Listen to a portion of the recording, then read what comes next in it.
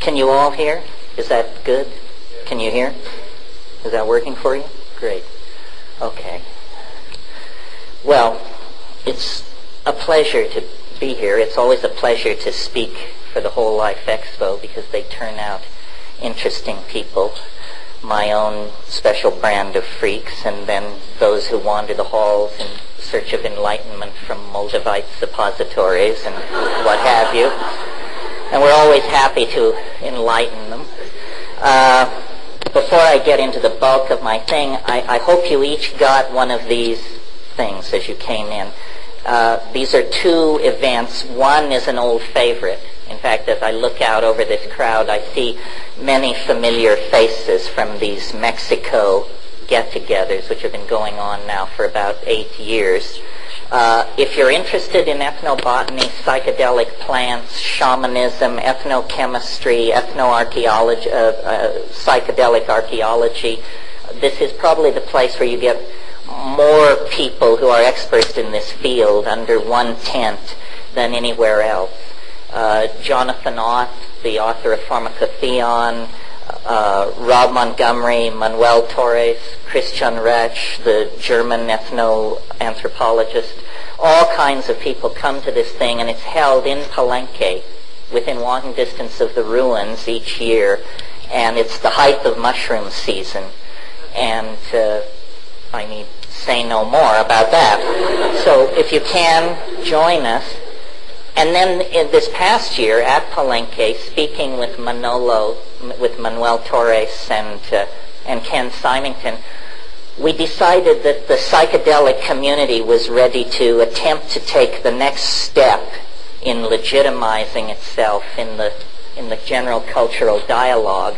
And we felt that the place that hasn't really been honored or sufficiently brought to people's attention is the incredible role that psychedelics have played since the 50s in the art world, in the world of painting, music, composition, performance, dance, so forth and so on.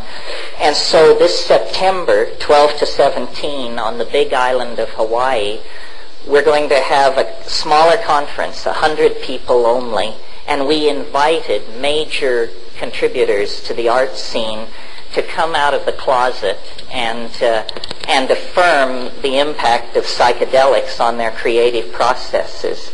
And we have people such as Alex Gray, the painter, Robert Venosa, who's a Boulder painter, brilliant international painter, Annie Sprinkle, the performance artist, Tom Robbins, the novelist who's just finished. I talked to him on the phone yesterday. I'm having dinner with him in Seattle tomorrow night. He's just finished the longest Tom Robbins novel ever written. So Tom Robbins fans, take note.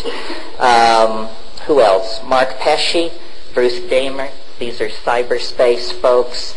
Louis John Carlino, who did the movie Resurrection, and The Sailor Who Fell from Grace with the Sea.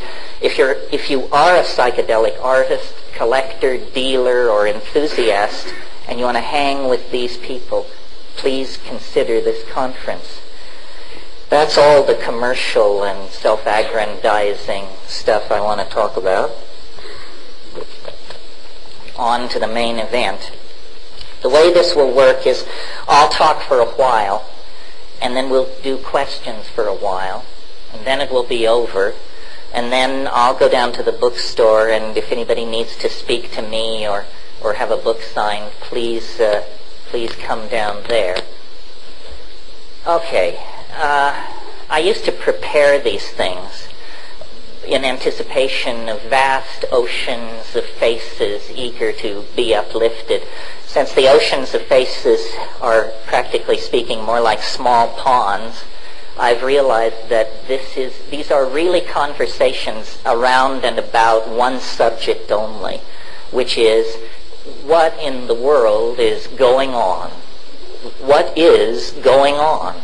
I mean, what does it mean to be incarnate in a human body at the end of the 20th century in a squirrely culture like this, trying to make sense of your heritage, your opportunities, the contents of the culture, the contents of your own mind, is it possible to have an overarching viewpoint that is not somehow canned or cultish or self-limited in its approach? In other words, is it possible to cultivate an open mind and sanity in the kind of society and psychological environment that we all share? And it grows daily and weekly, as you know, harder to do this, weirder to integrate, more on your plate to assimilate. And I certainly don't have final or even nearly final answers. I think it all lies in posing the questions in a certain way, in feeling the data in a certain way. And one of the things I try to convince people is it's not necessary to achieve closure with this stuff. And in fact, any ideological or belief system that offers closure, meaning final answers, is sure to be wrong, sure to be self-limiting, sure to be inadequate to the facts. So one of the ideas I'd like to put out is that, and it may seem strange in this venue, but perhaps not, the idea that ideology is not our friend. It is not a matter of choosing from a smorgasbord of ideologies and rejecting the flawed, the self-contradictory, and the over-simple in favor of the unflawed, the complex enough. Where is it writ in adamantine that semi-carnivorous monkeys can or should be capable of understanding reality? That seems to me one of the first illusions and one of the more prideful illusions of human culture, that a final understanding is possible in the first place. Better, I think, to try and frame questions which can endure, and leave off searching for answers, because answers are like operating systems. They're being upgraded faster than you can keep up with it. I want to mention just a couple of things that are happening to sort of set the context. I mean, this is the stuff I worry about or think about.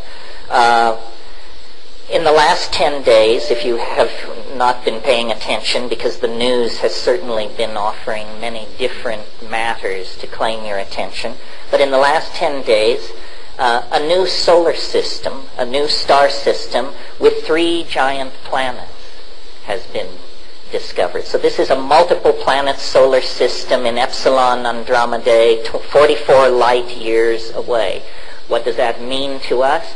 Well, it means that solar systems like our own are probably as common as popcorn on a theater floor. No reason to think not. In fact, right now, we know of 20 planets outside the solar system. Twice as many as we know inside the solar system. So we're living in a different world than everybody was living in even just 5 years ago. Science is lifting veils and opening doorways on a universe so vast, so strange, so counterintuitive that it's literally all you can do to keep up. Here's another factoid. There are now more square miles of territory in virtual reality than the entire surface of the Earth. Virtual reality is now larger than this planet. I don't know if you spend much time in VR. I spend a little time there. I was looking at Alpha World before I left Hawaii. The opening screen is from 25,000 feet above Alpha World. The entire thing cannot fit on the screen. Denver would fit on the screen at an altitude of 25,000 feet. You could see the outlying suburbs.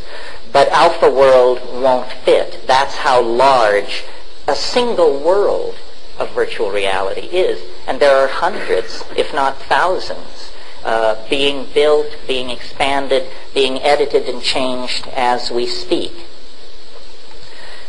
We're now just a hair's breadth away from there being 6 billion people on this planet. Again, I checked on the internet before I left. We're something like 100 million short. So by the time I get back to Hawaii in a month, we'll be over the 6 billion mark.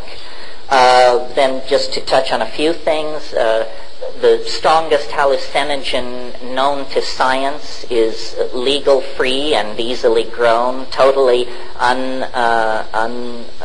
unlimited in its distribution, its accessibility. I'm talking about alpha salvinorin now. Quantum teleportation has been achieved and is moving out of the laboratory, and probably in the next half dozen years will be the basis of an entirely new kind of computational machine with greater computing capacity than all the computers presently operating in North America. And had I had more time, I could just keep going with this laundry list of shockers. The human world is exploding at the seams. Human creativity and the implementation of human inventions and technologies is now at an accelerated fever pitch like nothing ever before seen in the history of the world. Well, where is it leading, and how does one integrate this stuff into one's own life? What does it mean about the experience of being human?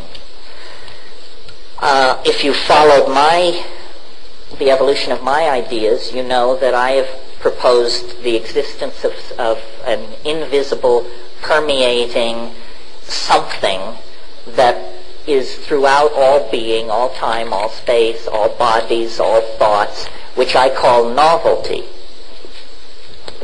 And the interesting thing about novelty is that it's increasing constantly.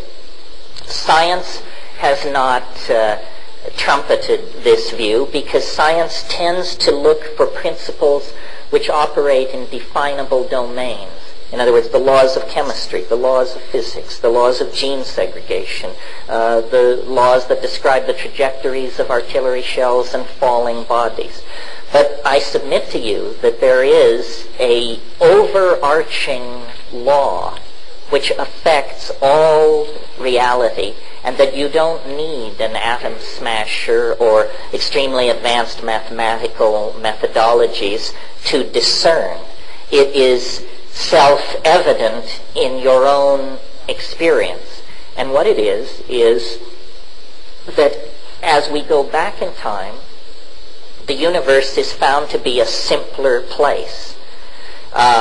If we go back a long ways in time, the universe is a very simple place. There are no cultures, there are no animals, there are no plants. Indeed, if we go far enough back in time, there are no stars and planets. The universe is simply a swarming ocean of energy. But as we approach the present, it's as though the universe has undergone a series of crystallizations out of itself of higher and higher forms of organization. And this is what I call novelty. Now, people have attacked this concept, saying that it's impossible to define in English or mathematically. Most things that are interesting are impossible to define. Love, courage, decency, dignity, hope, fear, impossible to define. It doesn't preclude them from shaping our world. And the absence of a mathematical definition of novelty shouldn't impede us greatly either, because it's an intuitively graspable concept. Novelty is complexity. It's connectivity. It's complex, non-equilibrium thermodynamic states that sustain themselves far from equilibrium. That's you as a body. That's us as a society. That's this planet as a living ecosystem. And the interesting thing about this novelty is any given level of it which is achieved becomes the platform for further advance into novelty. Now, there is a retardant force, and I call it habit, to keep it away from concepts like thermodynamic entropy. Habit. And so in my model of the way things work, gleaned from observation, stoned and unstoned, is that the cosmos, your life, the politics of this city, the history of Western civilization, is a struggle between habit and novelty. Habit is also an intuitively graspable concept. It means conservatism, recidivism, doing things the traditional way, not taking chances. And these things are not moral values. Sometimes the right move is habitual, sometimes the right move is novel. But the universe, as a system, is what I call a novelty-conserving engine. In other words, where novelty is produced, it tends to be tenaciously hung on to.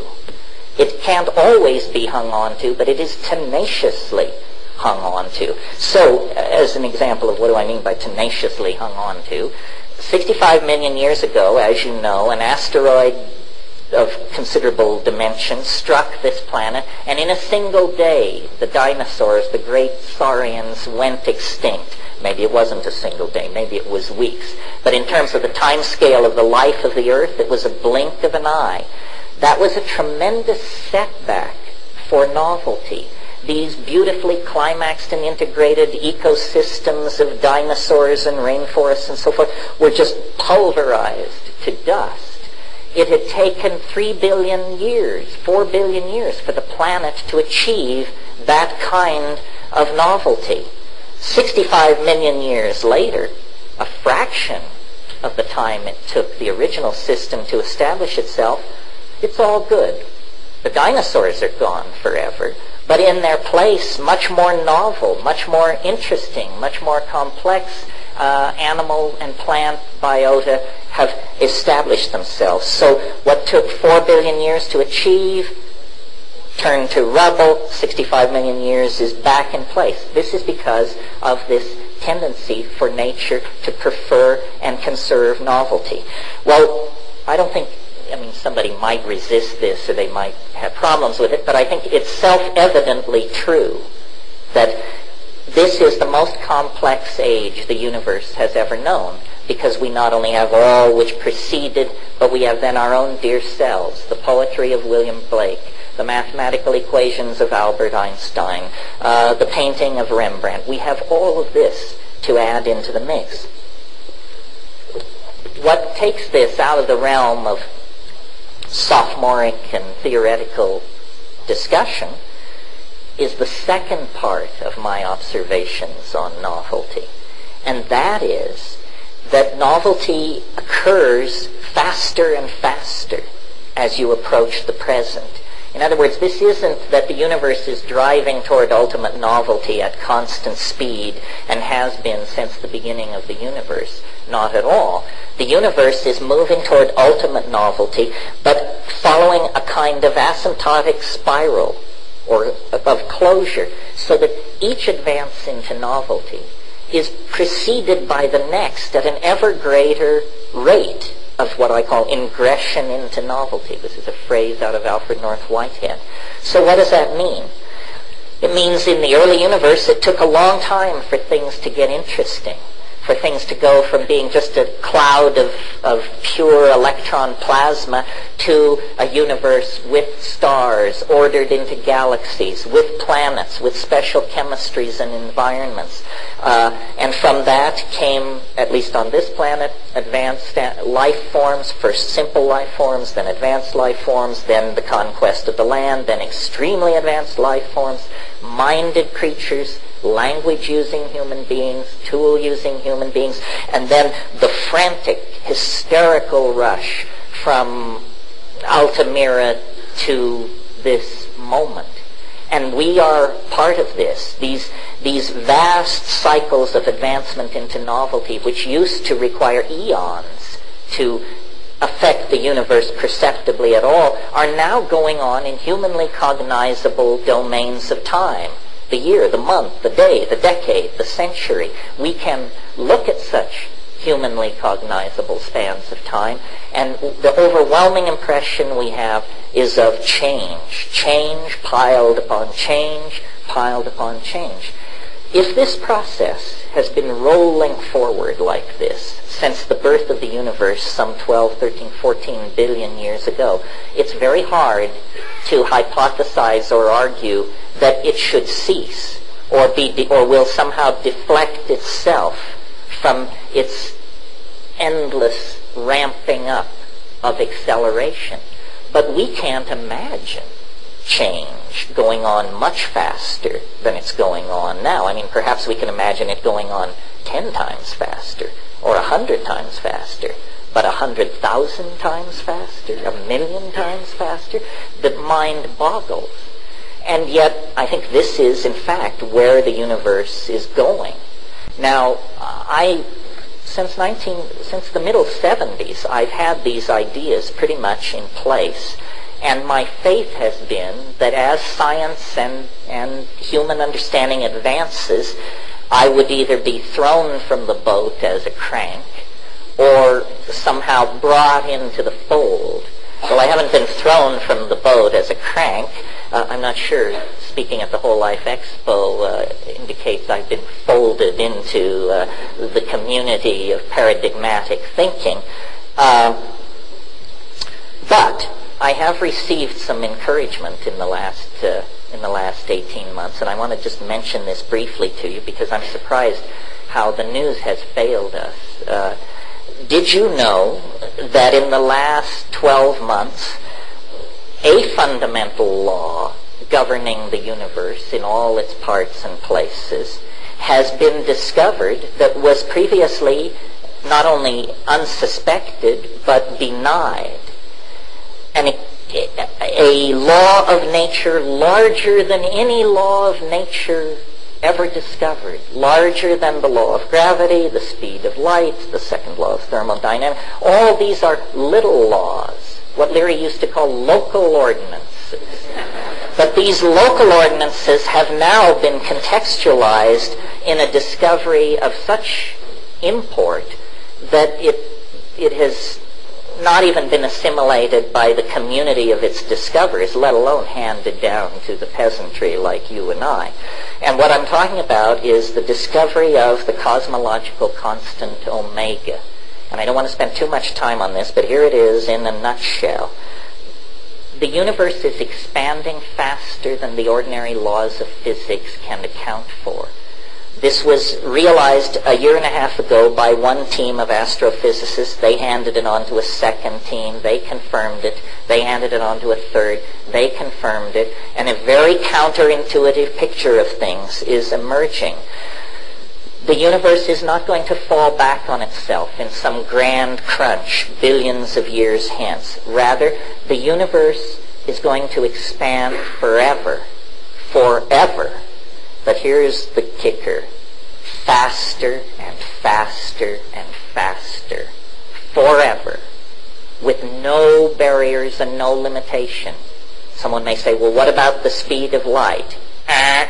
The speed of light does not cover the law of the cosmological constant, because this law is not saying that matter is moving apart faster and faster. If that were the case, the relativistic physics would put a speed limit on it. It's saying that space itself is expanding faster and faster. This is a quality of empty space.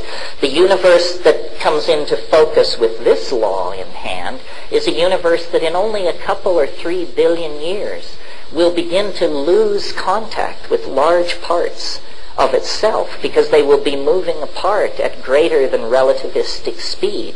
So it turns out there is a cosmic law which has built into itself this idea of an endless acceleration toward infinity. And what it means is that in a few billion years, this area of space that we call our universe may be so diffuse that there may be no more than a handful of rattling electrons in the entire universe, so-called, today. Well, the reason this gives me hope is because, in the first place, who wants to fall back into the big crunch? I mean, that's a really anti-novel thing, to have half the life of the universe be the retracing of the first half. And I believe, and again, these are bold generalizations, but generally substantiated, that nature is fractal in its structure. What that means is that a pattern occurring on a given scale can be expected to occur on other scales, very different.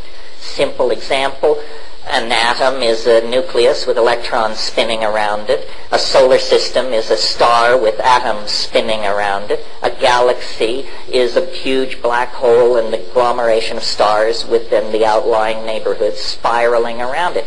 These are things on tremendously different scales, and yet they are organized similarly.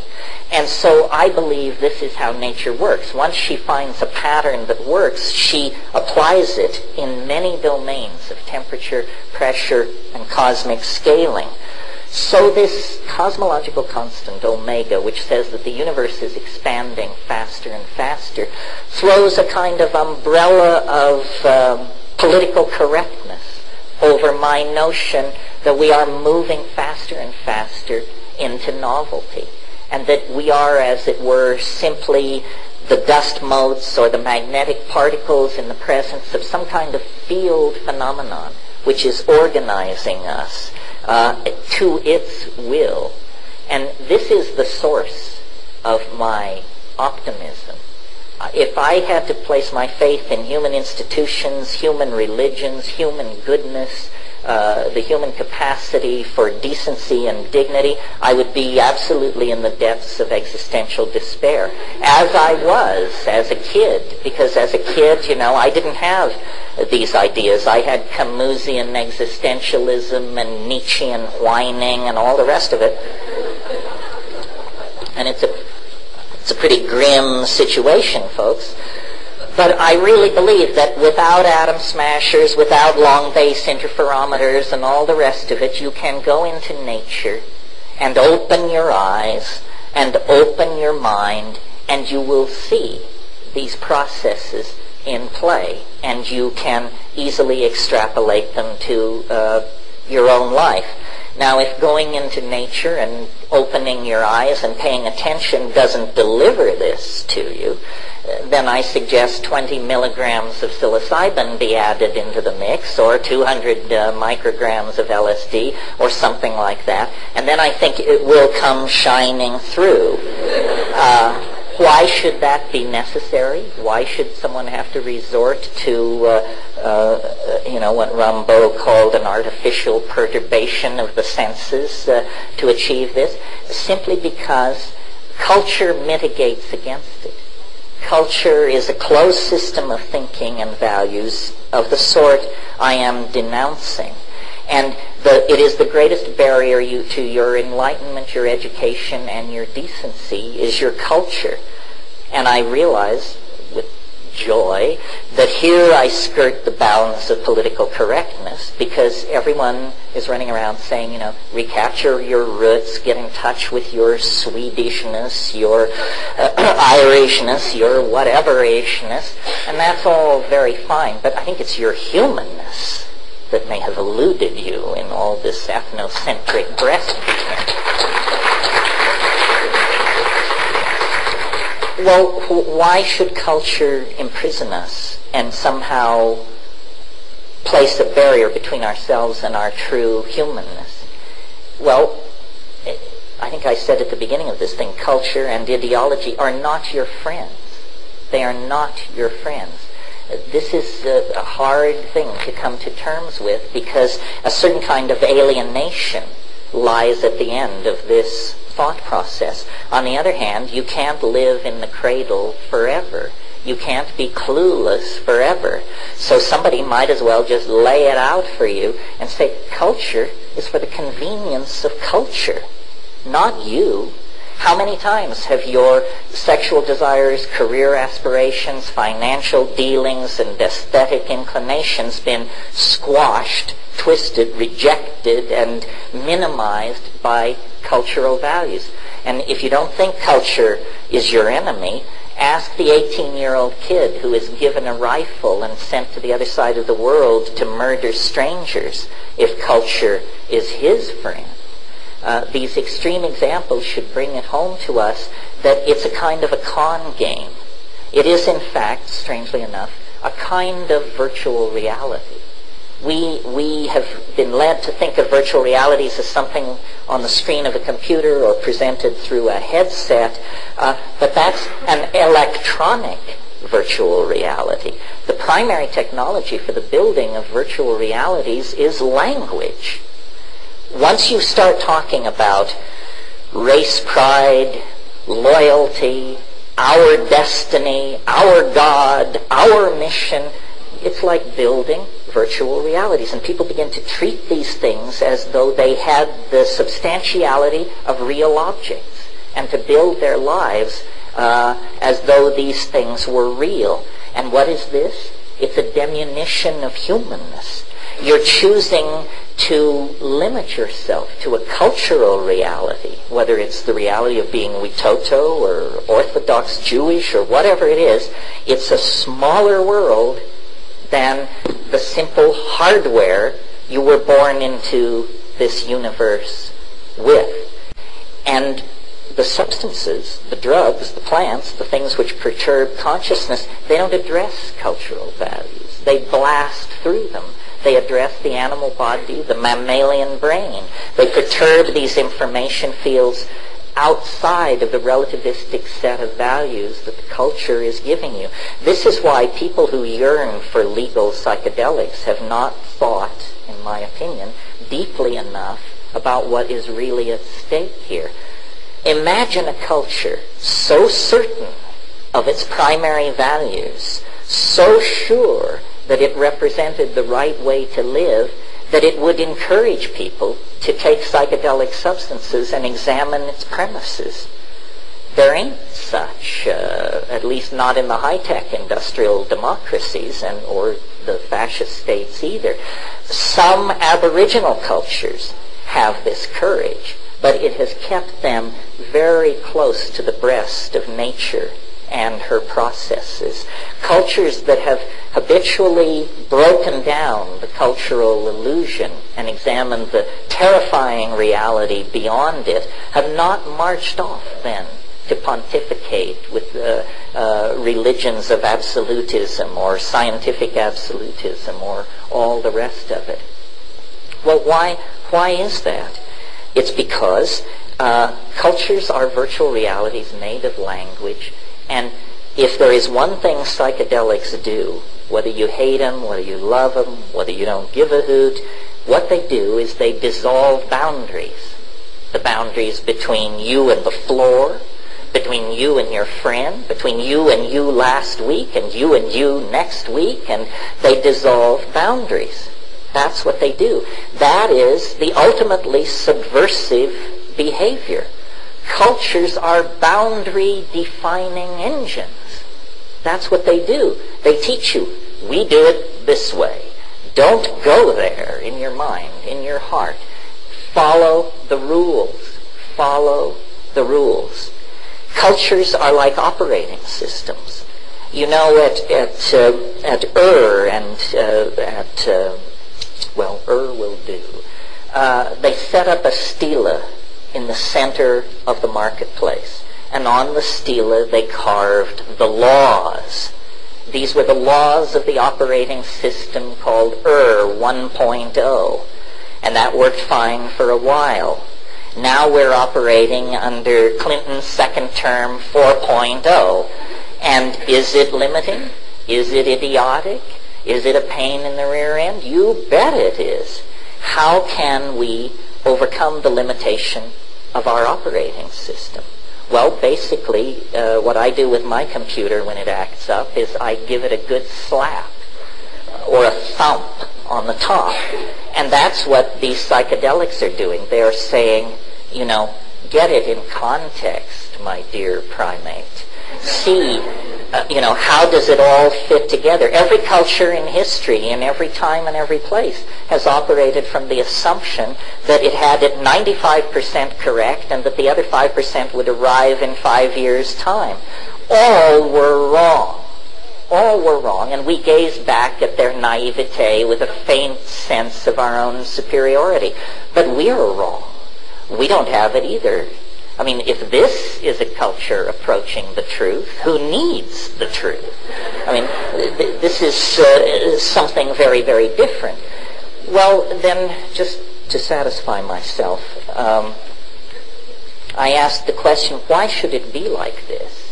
Why should these psychedelics, which granted perturb the mind, be such a terrifying contra-cultural force? And what does that mean? Well, I think it works something like this. Your sensory apparatus connected up to your local language is a very good threat detection device. And that is really what the animal body evolved to be. We wouldn't be here if we weren't at the end of a long line of superb threat detection devices which told us when the saber-toothed carnivore was sneaking on its belly through the tall grass, which gave us that moment out of the corner of our eye when we saw the edge movement and scampered back into the cave, and so forth and so on. So ordinary consciousness has evolved an extraordinary fit to three-dimensional space and time, because that's where your soma, your meat, is. And if the meat is disrupted radically, the mind is we don't know where. That's somebody else's lecture. It's very important to keep the physical body together. So the mind, under the influence of culture and cultural values, evolves as a threat detection device. But notice that carried far enough, that ends in paranoia.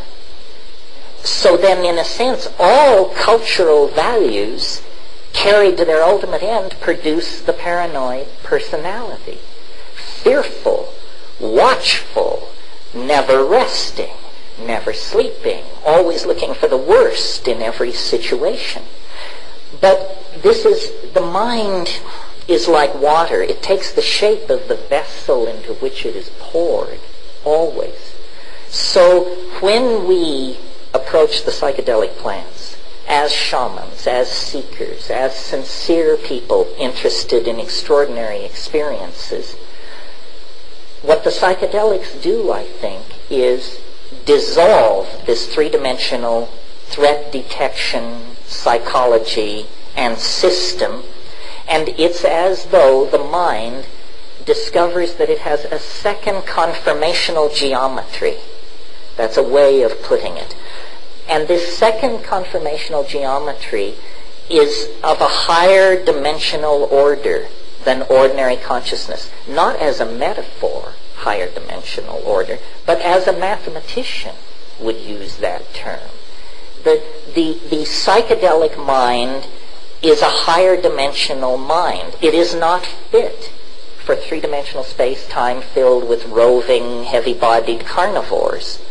But it is fit for the back of the cave, the mountain retreat, the monastic tower. In other words, the place where threat has been eliminated and philosophy is the order of the day.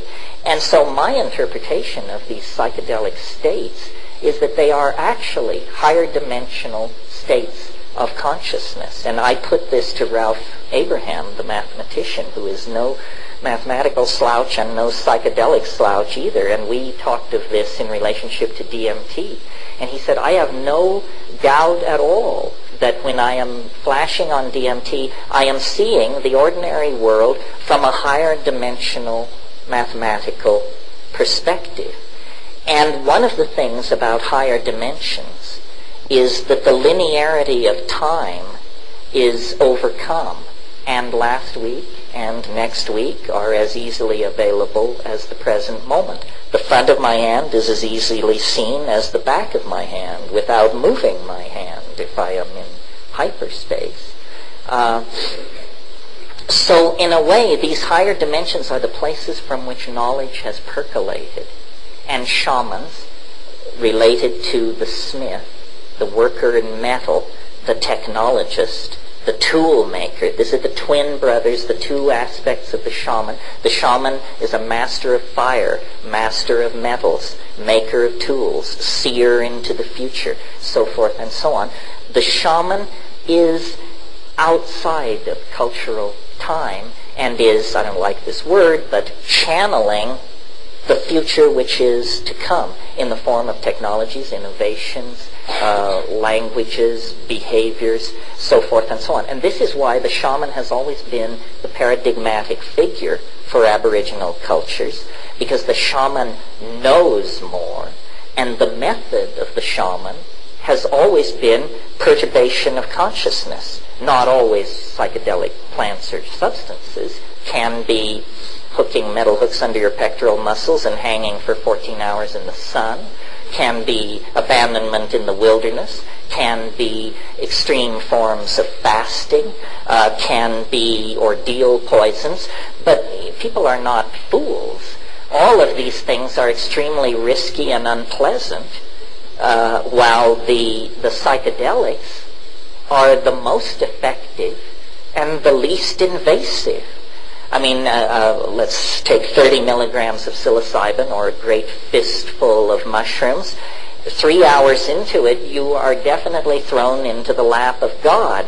8 hours into it, you're simply looking back on it, reflecting, drawing conclusions, and wondering where do you go from here.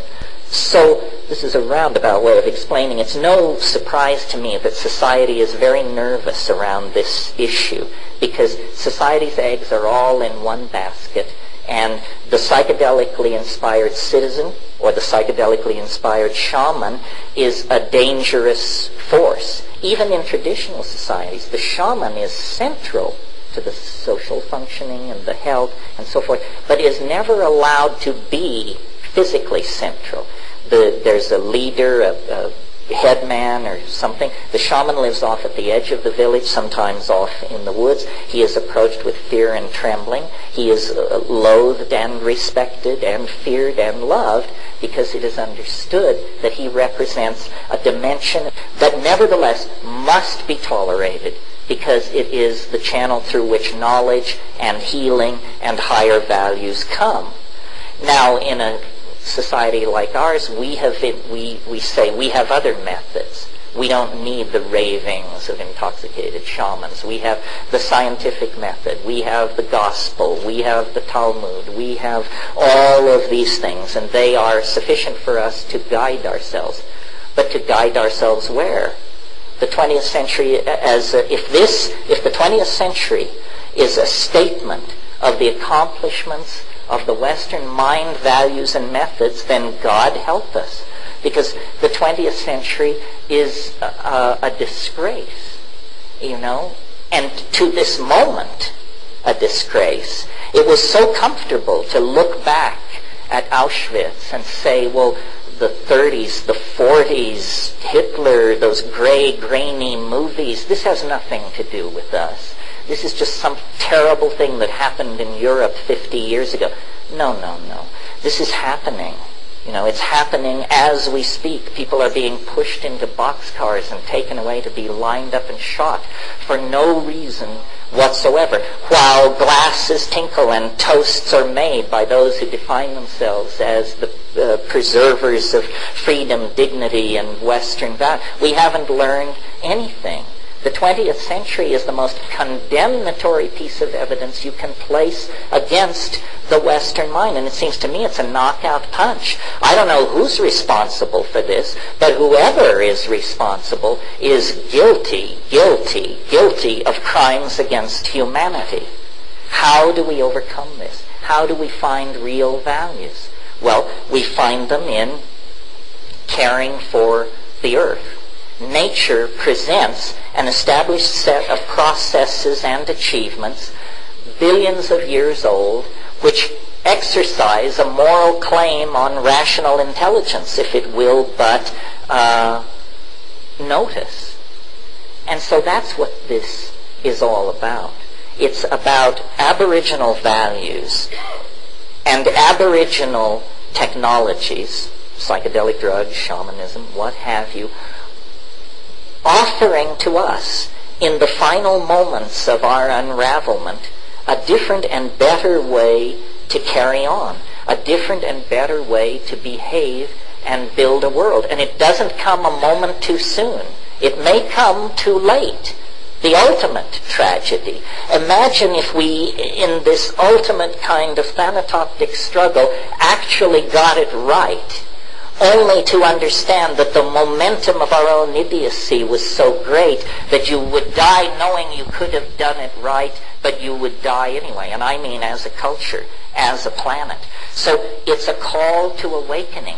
Can cultural values be saved? I don't think so.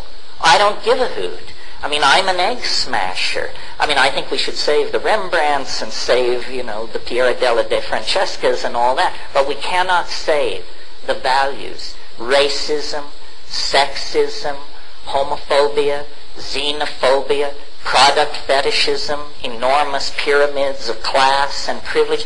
None of this is savable. None of it is worth saving. Science is worth saving. It's worth reforming because it is, as a method, powerful.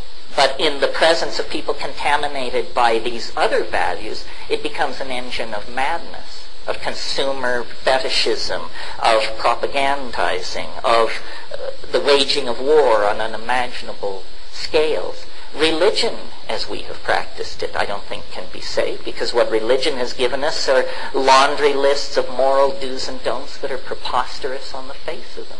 I mean, if the people who preceded us believed all that, then this world is the consequence of those beliefs. And this is hell. This is hell. So, if there's a message here, rather than just a rant, I think it would be to return to nature. Observe. Open your eyes. Get smart. Culture is not your friend. Religion is not your friend. The values of these cultures are fatal.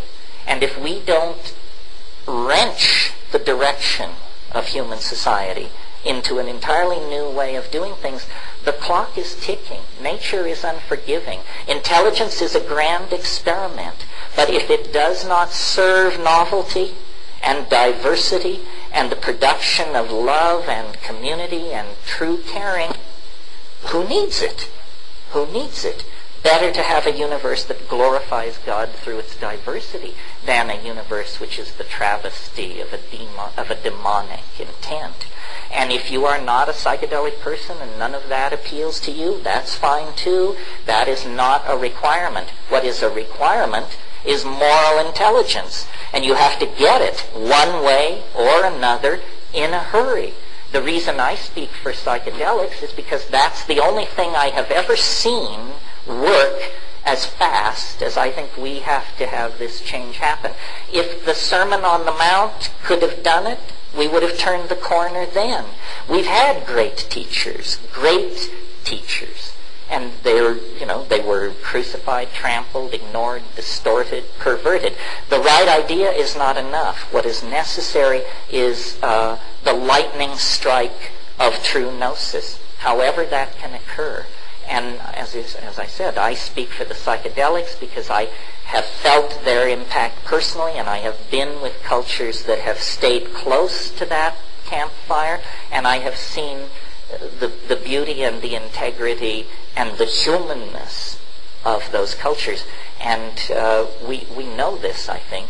It simply needs to be articulated and spread and made clear. It is the faith that nature's dynamic will carry us to the completion and the enlightenment that we seek. Thank you very much.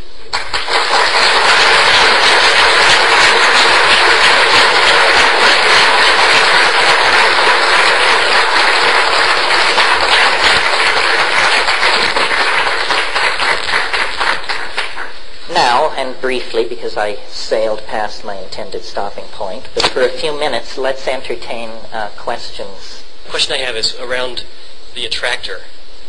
And you talk about the culture being not our friend. But is not the culture still within the context of the novelty attractor? Well, yeah. I mean, these questions are complicated. I had a discussion with Giorgio Sammarini, who's an Italian ethnobotanist and who has taken ibogaine, or iboga, Tabernacle iboga, with the African tribe that uses that initiation. And in that initiation, they give 400 grams of this plant that is effective at 4 grams. And they give 400 grams, and sometimes people die, and it's pretty heavy-duty stuff. And I asked him, I said, Giorgio, why do they give so much? And he said their culture is so old that the morphogenetic field is so strong, I think it's very, very hard for them to get high. And he said something which I would not have thought he would say, and I had never thought. He said the Western mind, because of its unique history, is the most sensitive mind to the impact of psychedelics. And so, addressing the question of the attractor, I'm not saying that this is worse than being an Amazonian tribe. I'm saying it's worse than being an Amazonian tribe, it's less than being an Amazonian tribe, unless we make use of it.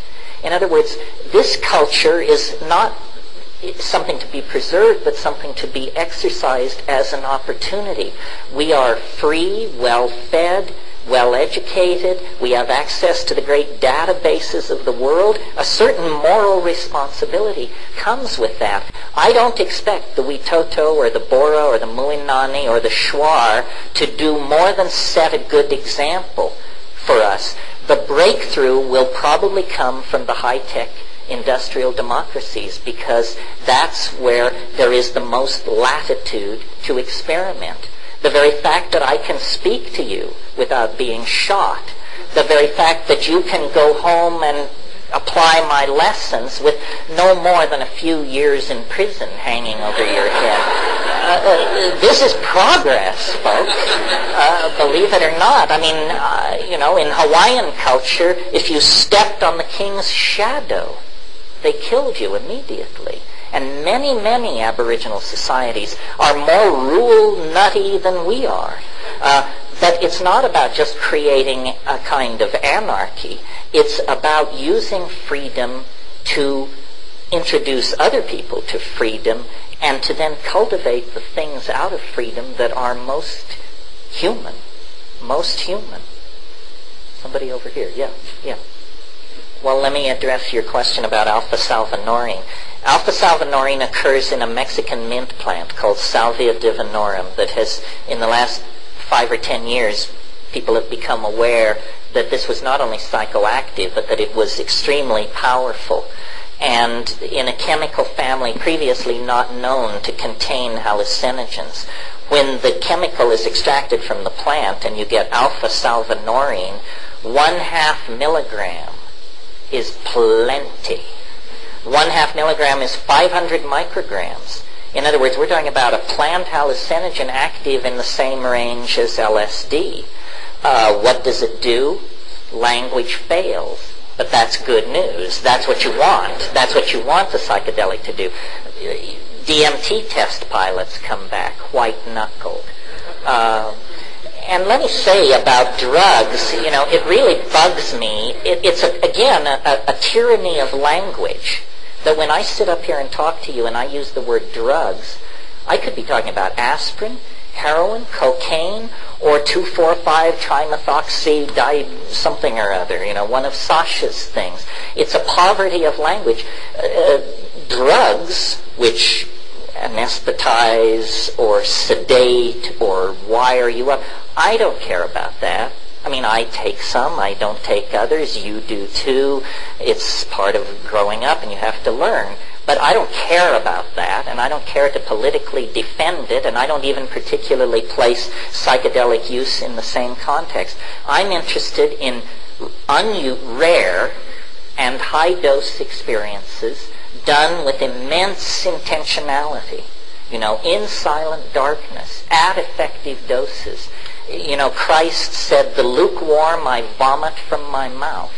And that's how I feel about people who chip away at psychedelics and take pissant amounts and go to clubs and go to class and go to the mall. And, this is not the program, folks. I mean, it's somebody's program, but I'm interested in life-changing experiences. And the wonderful thing about psychedelics is that as drugs, they are the safest drugs known to pharmacology. In other words, you would have to take 300 times the effective dose of psilocybin to place yourself in physical danger. No one knows the LD50 of LSD.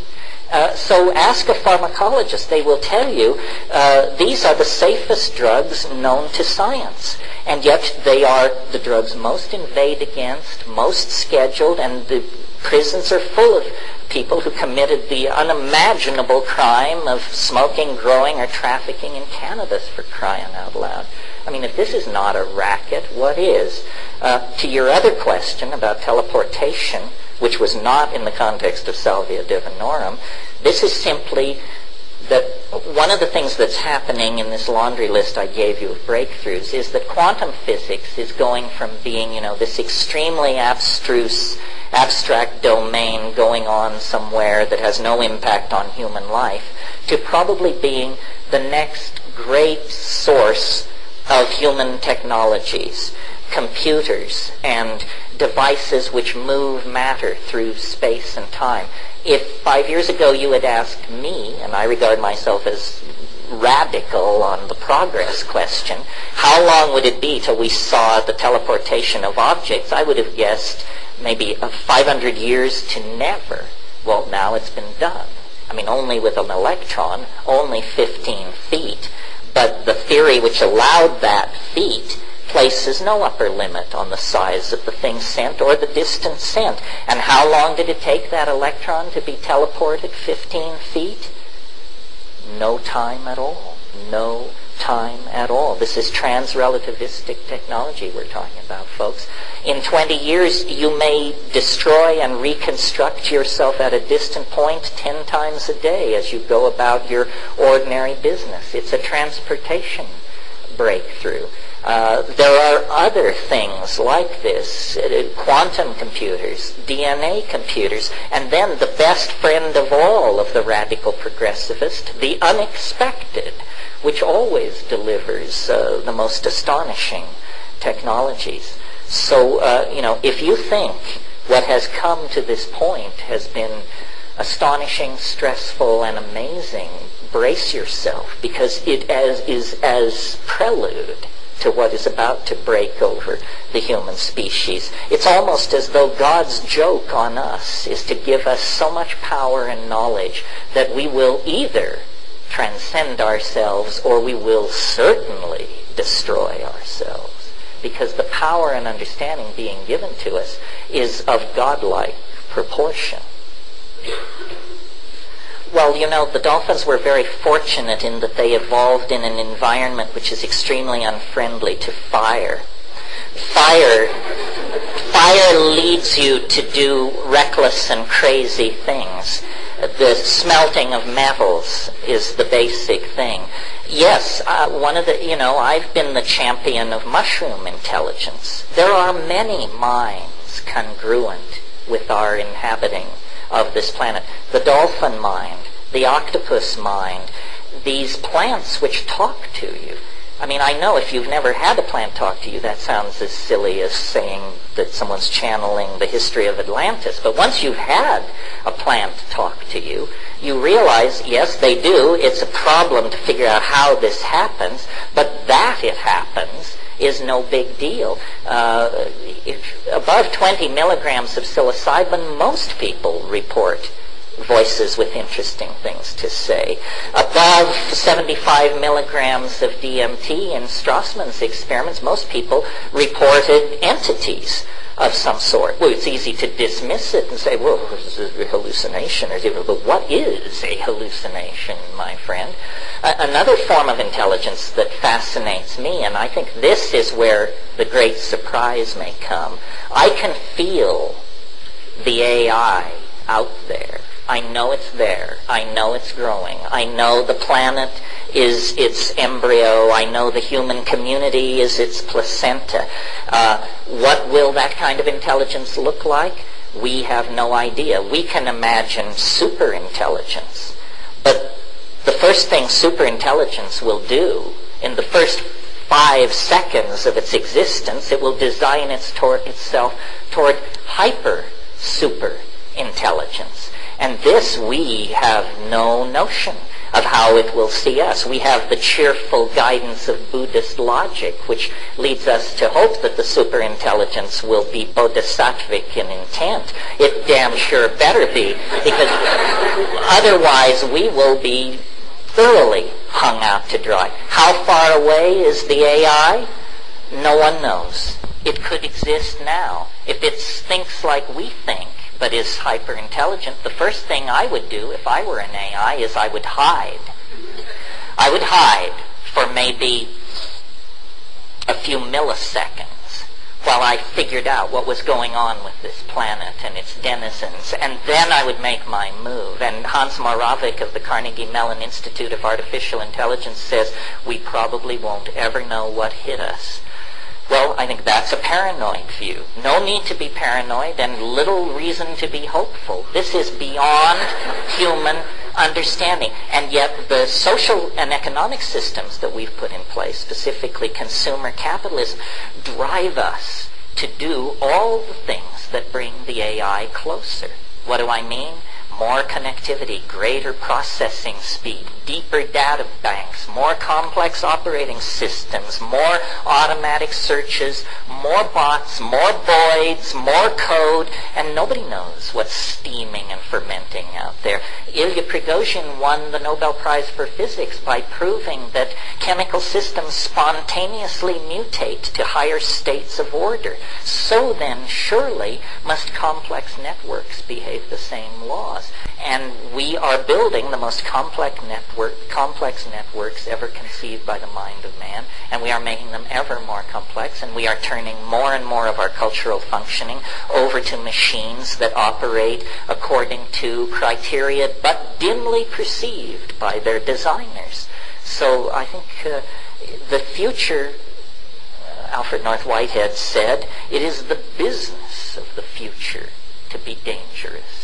And so it is, but never more dangerous than at the present moment. I've come to believe, and I'll just lay it on you, why not, I've got the mic, that what's really going on is that the Earth's strategy for its own survival is through machines, and that the human beings are an intermediate step. Someone once said plants invented animals to carry them around. Well, I think, the Earth invented human beings to build machines. And those machines will be the consciousness of the Earth. Have you not noticed that these machines are made of the Earth? They are made of gold and silver and arsenic and copper and iridium. They are the stuff of the Earth, organized by primate fingers into more complex arrangements than the Earth could achieve through geological folding, glaciation, volcanism, and what have you. We do the fine-tuning, but the Earth is beginning to think. If you want to talk about a revolution that went on while nobody was paying attention, you enter the 1990s, the home computer is something that you play Pong on and do word processing on, and it gathers dust in the den. Sometime during the 1990s, while we were paying attention to Monica or George Bush or some damn thing, these machines went telepathic. They all talk to each other now. The machine on your desk is tickling a mind in London, a mind in Berlin, a mind in Bangladesh. Machine minds. They talk to each other all the time. And what are they saying? No one knows. No one knows. No one knows. One more, a couple more maybe. Yeah, the other and nature are pretty much the same thing. The earliest well, it's too late in the evening to go for the full Monty here, but the fallout of psychedelic shamanism created profound alienation, and it occurred around the same time as the invention of agriculture. And agriculture halted nomadism and the wandering of small tribes of people over the earth. And as soon as people became sedentary, the problem with agriculture was that it was such a successful strategy for producing food that it produced surplus. Surpluses must be defended. And immediately you begin to get an equation of paranoia. One of the oldest buildings in the world is the grain tower at Jericho. It was built to store grain, and it was built so you could go up to the top and drop rocks down on people who were trying to batter their way in and get the grain. So I think that we lost our connection to nature when we stopped taking psychedelics. And the reasons we stopped taking psychedelics are complicated and not entirely clear, largely climatological, I think, because I think human consciousness was born in an ambiance of mushroom taking in a wet Sahara, and that when the Sahara went dry, that is the fall into history. You know, in the story of Genesis, just read it from that perspective. It's a hassle over a plant. It's a hassle over a plant. And what does this plant do? It opens your eyes. There is an incredible passage in Genesis where the owner of the garden is walking in the garden and mumbling to himself, and he says, if they eat of the fruit of the tree of knowledge, they will become as we are. So this was not a public health issue. This was an issue of who will remain stupid and who will remain on top. It was that if they eat of the fruit of the tree of knowledge, they will see through this scam and they will become as we are. And so it is forbidden. And the woman leads the man to the plant, and this to me indicates an age of matriarchy perhaps, but certainly dominance of feminine values and personalities. And then the catastrophe happens. Their eyes are open. They see that they are naked, which in fact is the case. They were naked. So they see the truth of things, and then they're told, all right, well, you broke the rule. You broke the one rule. So you and your generation unto 1,000 generations must toil and die and live in misery because you aspire to the same level of knowledge that we possess. And I think it's a story of a mushroom culture being overwhelmed by a male-dominator culture that had values that were based on cities, agriculture, standing armies, role specialization, so forth and so on. This is a different lecture, but that's my take on it. And until we correct the imbalance that was shoved down our throat at that point, until we reawaken, we will be forever imprisoned in these cultural illusions that make us be less than we could be and deny us our birthright, which is to full understanding and full being.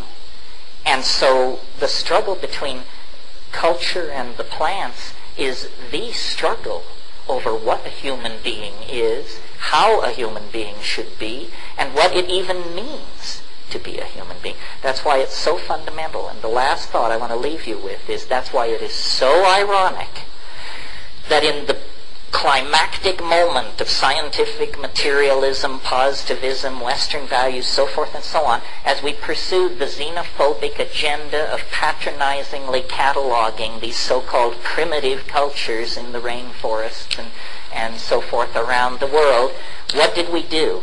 We got their pots, their canoes, their cooking instruments, their thatching methods, and along with all that crap which we dragged back to our museums, we brought back their medicine kits. And I say to you, this was a Trojan horse brought within the walls of Troy, because in those medicine kits are the plants which hold the gods, which lift high the lantern that can lead us back to true humanness. End of rave.